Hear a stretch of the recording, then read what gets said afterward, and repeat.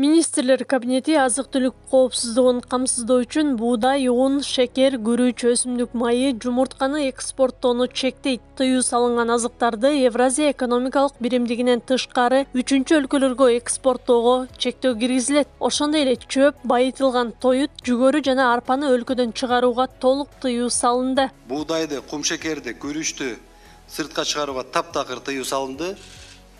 Бул чечим айыл чарба товарларынын баасын бир калыпта кармап турууга жана азык-түлүк коопсуздугун камсыздоого өбөлгө болот деп мен ишенемин. Кургакчылык деп атабыз, ысык деп атабыз, суу жетпей атат деп атабыз. Ошого байланыштуу бул боюнча да кечээ күнү сиздер менен макулдашылган токтомго кол койдум. Мунун негизинде чөп, саман, комбикорм жана башка дан эгин тоютун, ошондой эле жүгөрү, арпа, сулуу эч жакка чыгарбоого, экспортко биз тыюу салдык.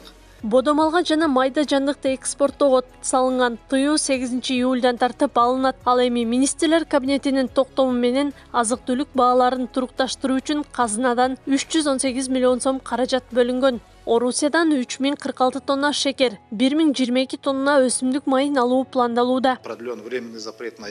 Айыл чарба продукцияларын экспорттоого жылдын аягына чейин тыюу салынды. Шекердин жана майдын кошумча нарк салыгын алынды.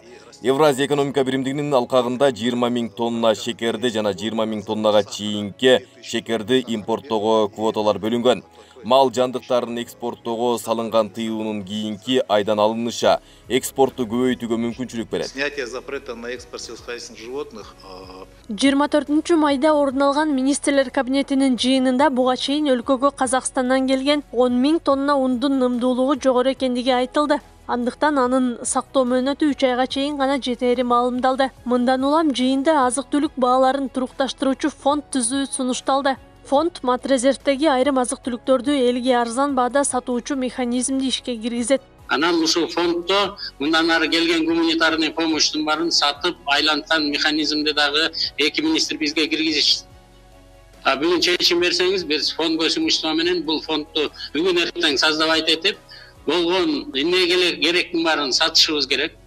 Кыргызстан элден, фермерлерден сатып алып атканда рынок баасын коюп беришибиз керек. Антимонополий комитет бизде, биз рынок баасын коюп берели, элдин көбүрөөк сатып алайлы. Быйыл эми итак эле урожай жок калды.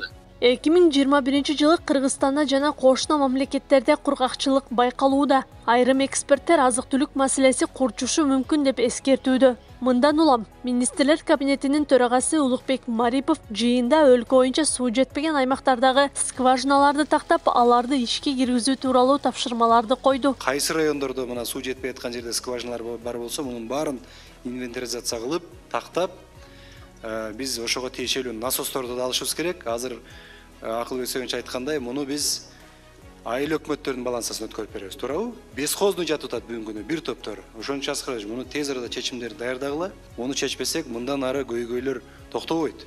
Эмдиги жылы мындан хуже болушу мүмкүн. Буга даяр болушубуз керек. Аталган маселелер талкууланып, суу пайдалануучулар бирикмесинин аткарып жаткан функционалдык милдеттери, кластердик багыттагы иштер, азык-түлүк жана суга суу менен камсыздоо иштери жетиштүү деңгээлде аткарылбагандыгы үчүн айыл чарба министрине эскертүү берилди. Калк арасында да айыл чарба багытында орун алып жаткан көйгөйлөр чечилбей жаткандыгына нааразычылыктар курчуп, аталган министрликке сындар жаап келет. Аклай Карабаева, Аскар Маматисаков, Регион.